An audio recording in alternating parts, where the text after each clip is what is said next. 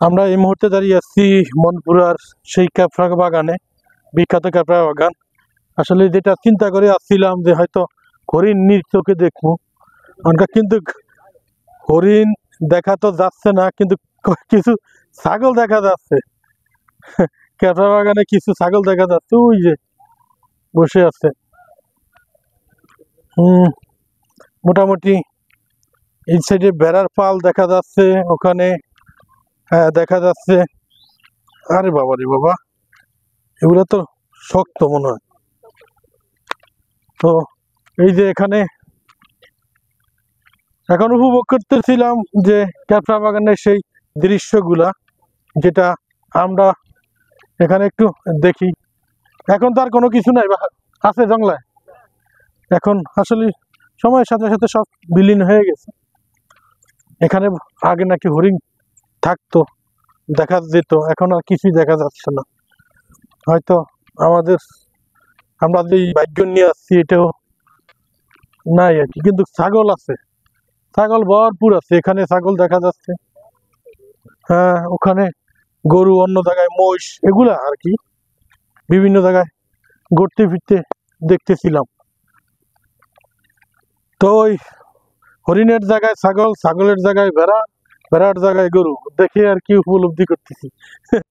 এখন এটা করার ছাড়া আর কিছু নাই।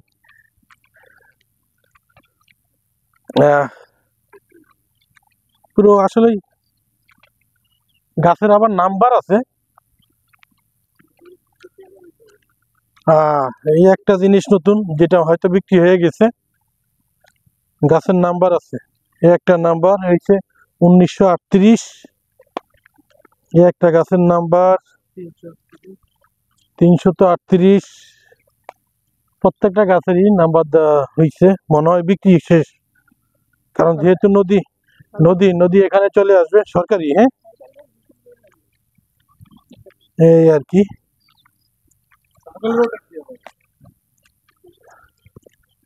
হ্যাঁ, আমরা ওই 333 গাছগুলো আর কি। এই ক্যাফরা বাগান, এখানে হরিণের আনাগোনা ছিল একটা সময়, এখন আর নেই। এখন ছাগল আছে আর কি, মোটামুটি ছাগল আছে জংলায়। আর কিছু নাই, আপাতত কিছু নাই, যেহেতু পানি ওঠে আর প্রচন্ড।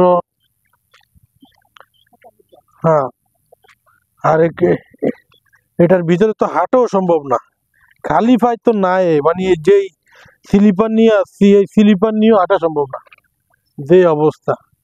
প্রতিটা এই কঞ্চি যদি আপনাদেরকে দেখাই, কঞ্চি, ওরে বাবা, হয়েছে কাটা গাছ, এই কঞ্চি।